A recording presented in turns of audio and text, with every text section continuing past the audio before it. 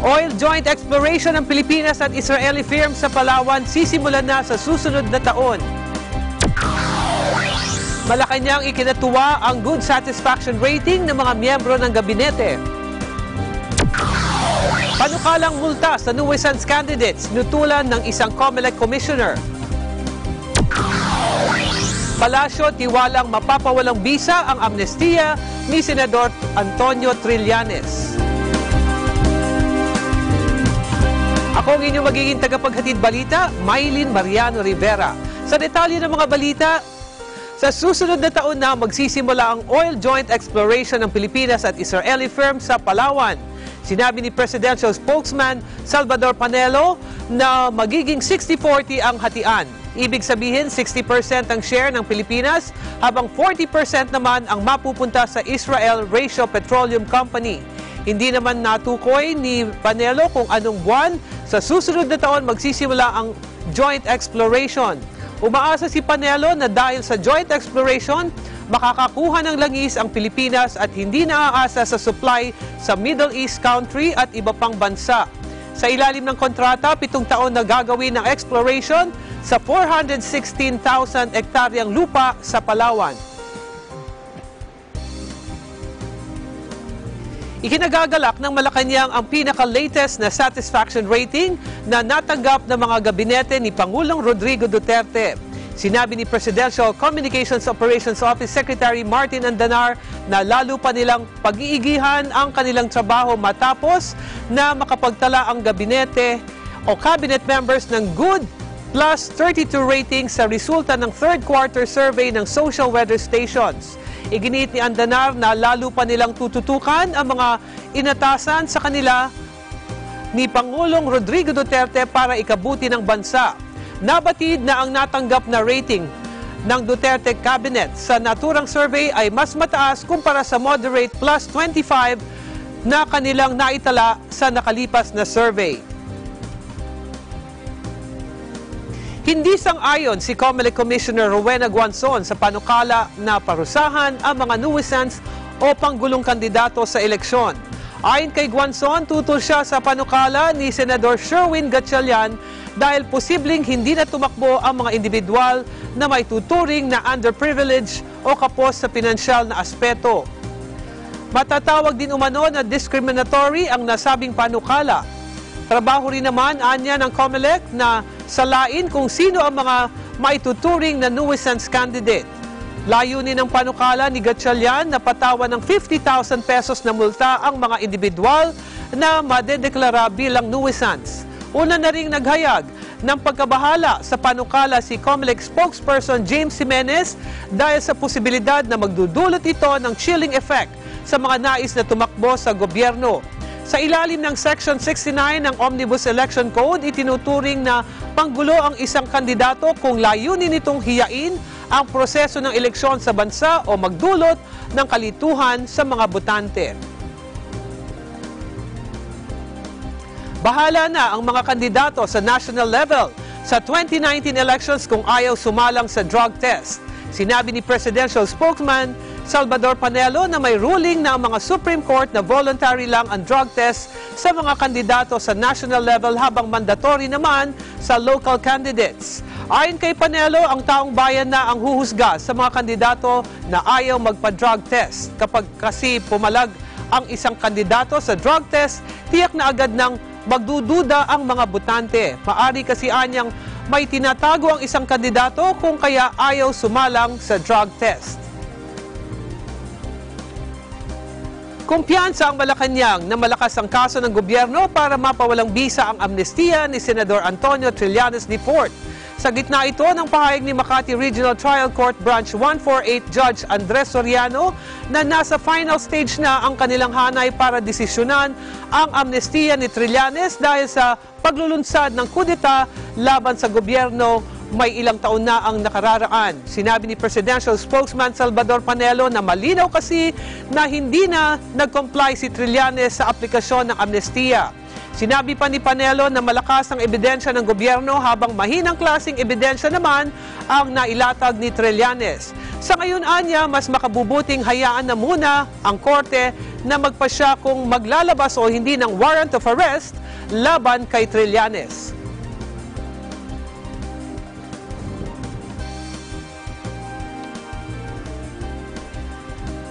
Susunod, bagong petisyon para sa 334 pesos na aumento sa sahod, ihahain ng TC o TUCP ngayong araw.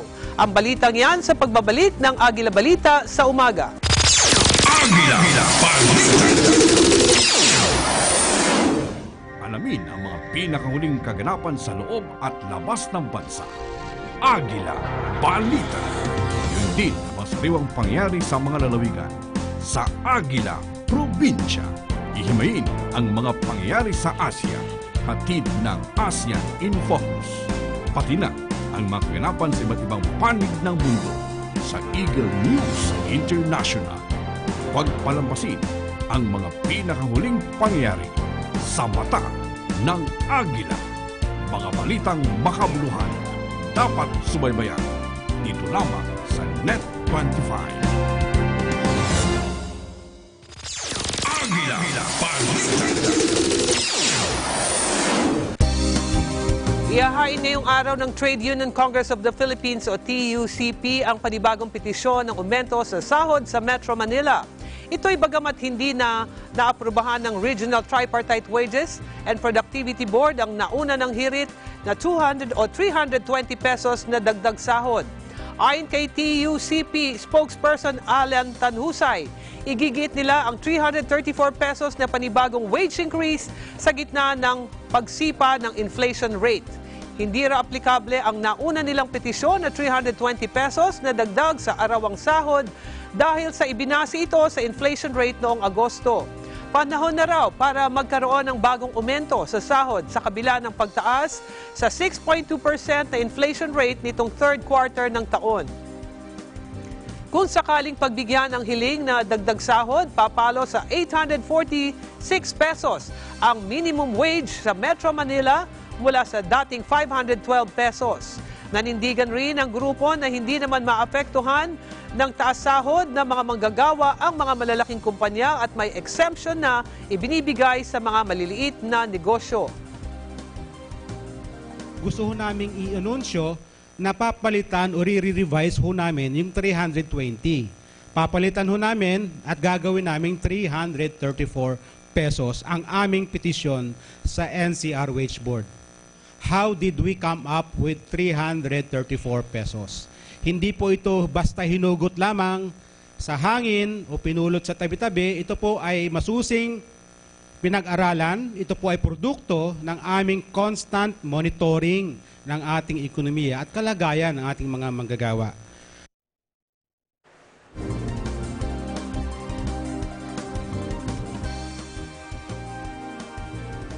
Pawang pagbabanta at pananakot. Umano ang malawakang tanggalan sa trabaho at pagsasara ng mga establishmento upang makaiwas ang mga kumpanya sa pagbibigay ng dagdag sahod sa kanilang mga empleyado. Ito ang sinabi ng Associated Labor Unions Trade Union Congress of the Philippines.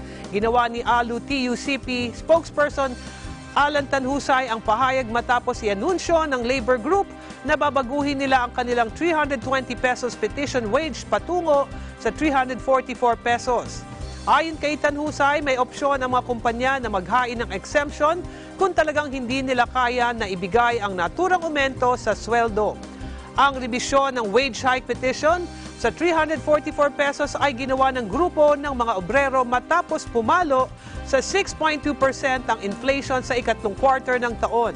Paliwanag ni Tanhusay, ang 320 pesos hike petition na kanilang isinumite noong Hunyo ay nagpapakita sa kondisyon noon ng ekonomiya sa unang quarter ng taon.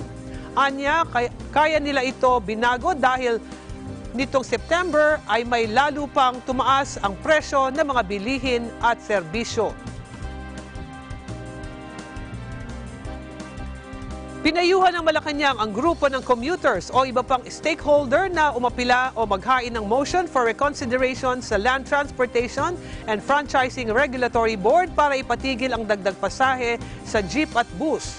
Sinabi ni Presidential Spokesman Salvador Panelo na noong pa man, nagbigay na ng rekomendasyon ng National Economic and Development Authority sa LTFRB na huwag munang aprubahan ang anumang dagdag singil sa pasahe, subalit hindi ito pinagbigyan.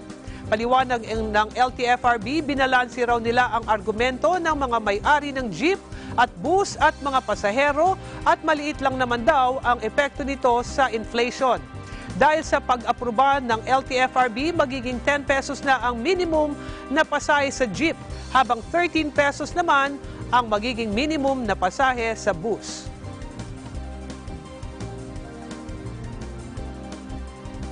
Ipinagkibit balikat na lang ni dating Special Assistant to the President Bongo ang issue ng controversial na frigate deal ng Philippine Navy. Una nang sinabi ni Pangulong Duterte noong nakaraang linggo na inabot niya kay Go ang liham mula sa Hyundai Heavy Industries na contractor ng 2 barkong pandigma ng Navy. Subalit agad na inirefer ang liham sa legal na kinalaunan ay opisina ni Defense Secretary Delfin Lorenzana. Magugunitang nakaladkad si Go sa kontrobersiya dahil sa umano'y pangingialam sa kontrata ukol sa bibilhing combat management system ng barko, pero itinanggi na ito ang akusasyon. Tapos na po yan sa Senado, nasagot na po yan. Ayaw ko na pong mag-komento. It's a close issue na po. So, samantala, nagpaabot naman ito ng ayuda sa mga pamilyang nasunugan sa Happyland Tondo, Maynila. Mahigit sa 150 pamilya ang nawala ng tirahan sa naturang sunog noong Biyernes. Pansamantalang nanunuluyan sa isang covered court ang mga naapektuhang residente. Nangako na rin ang lokal na pamahalaan ng Maynila na may ibibigay na assistance sa mga nasunugan para muli silang makapagsimula. po ito sa mga kaibigan ko po. Sabi ko, ako ay tutulong magpa-follow up sa mga maging tulay po nila ako sa nasa government po kung para makarating kagad yung tulong mula sa DSWD, DOH, yung usual po na tinutulong ng ating gobyerno ay ako tutulong ako magpa-follow up. Naniniwala si Presidential Spokesperson Salvador Panelo na panahon na para tanggapin ng mga rebeldeng komunista ang alok na tulong ni Pangulong Rodrigo Duterte. Sinabi ni Panelo na makatitiyak daw sa pangako ng punong ehekutibo na handa itong tanggapin ang rebeldeng komunista sa oras na sumuko ang mga ito na bibigyan pa umano ng bahay at trabaho. Mainaman niya na baguhin na sa ngayon ang taktika o ruta sa pagtulong at pagbago sa lipunan. Pero sa ngayon, tila nag-iingat ang Malacanang sa naging pahayag kamakailan ni Communist leader Jose Maria Sison na bukas daw ang Communist Party of the Philippines sa resumption ng peace negotiations sa oras na handa muli si Pangulong Duterte.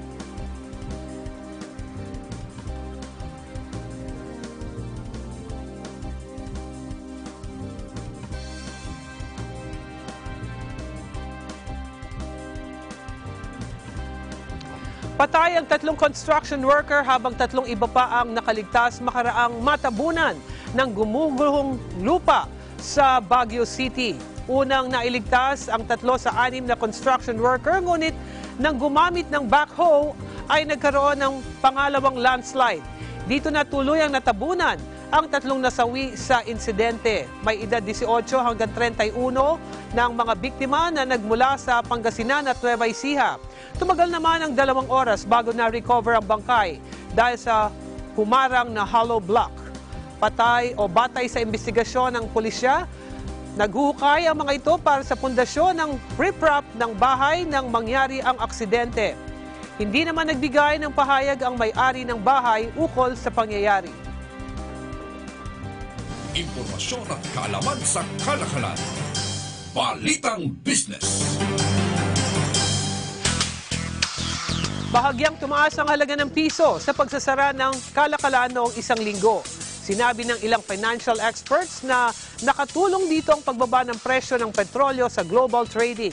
Umabot sa 53.70 centavos ang palitan ng US dollar kontra piso mula sa 53.97. Sa nakalipas na isang buwan ay nagpatuloy ang pagbulusok ng piso dahil sa malikot na presyo ng petrolyo sa world market. Inaasahan pa rin na patuloy ang pagsigla ng piso sa mga susunod na linggo dahil sa pagpasok ng remittances mula sa mga overseas Filipino workers na nalalapit o sa nalalapit na holiday season.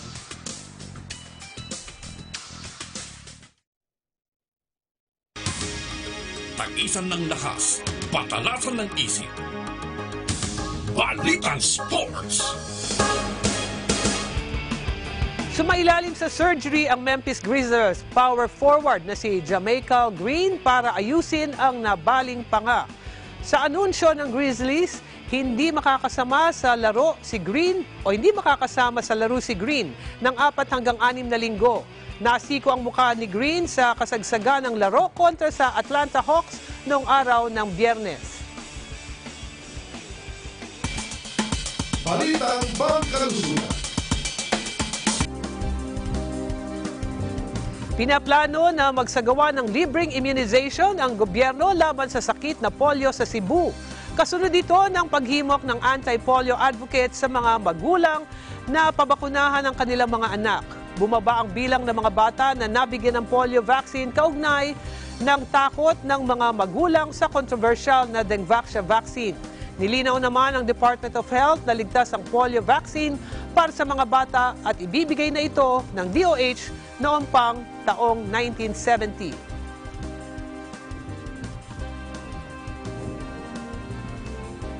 Posible ngayong linggo na magsisimula ang Northeast Monsoon Season o Amihan Season. Ibig sabihin, asahan na mas malamig na ang panahon. Ayon kay Pag-asa weather forecaster Adsal Aurelio, mayroon silang namataang mga senyales na ang amihan ay paparating at kabilang ang presensya ng high pressure area sa China. Bukod sa extreme northern Luzon ay nakakaapekto na rin sa ngayon ang northeasterly wind flow sa ilang bahagi ng southern Luzon, kabilang ang Batangas, Quezon, Bicol at Mimaropa region. Wala namang namataan ang Pag-asa na sama ng panahon na makakaapekto sa bansa sa susunod na 3 araw.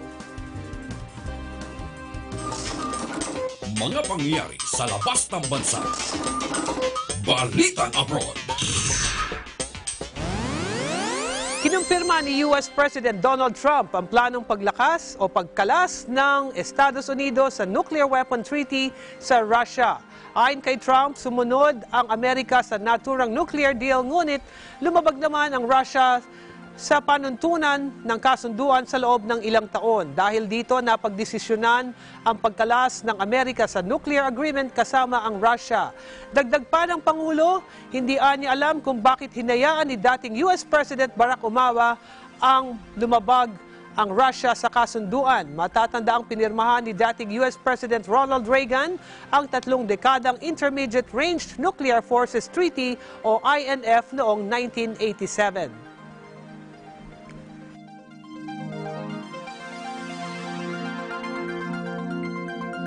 Kakaiba! Katakataka. Kagulat-gulat. Balitang Pambihira. Isang nakakamanghang train station na gawa sa bakal, salamin at puting konkreto ang matatagpuan sa Liège, ang ikatlong pinakamalaking syudad sa Belgium.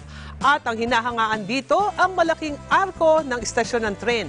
Pinasyalan ko ito, ang lugar, kasama ang ating Northern Europe correspondent Malu Francisco, at narito ang aking report.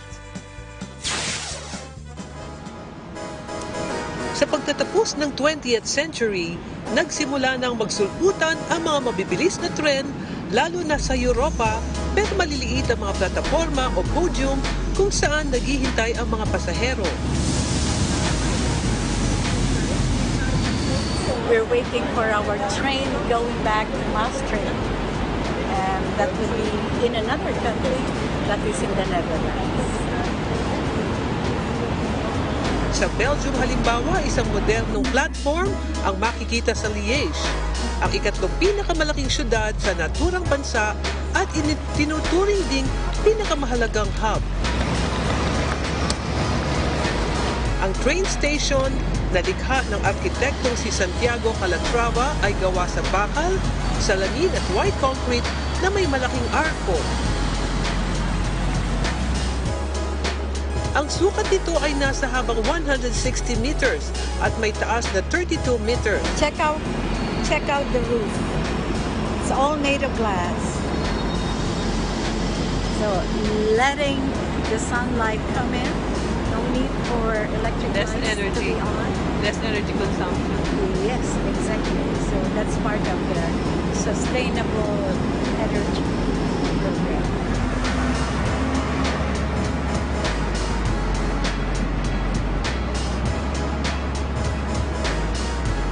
Moderno ang lahat ng riles nito para sa mabilisang pagdating at pag-alis ng tren. Ang gusali na binuksan noong September 2009 ay ginastusan ng 312 million euro.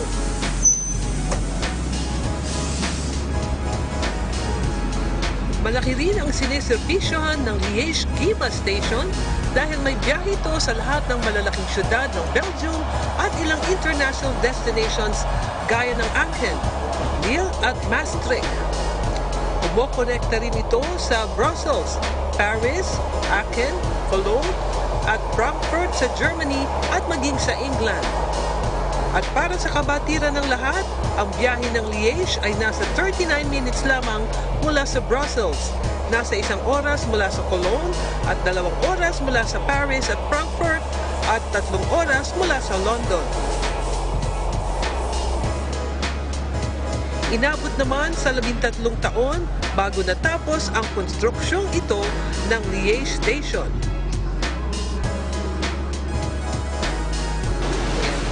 Hello, Francisco, here in Liège, Maylin Mariana Rivera, and we are one with 25.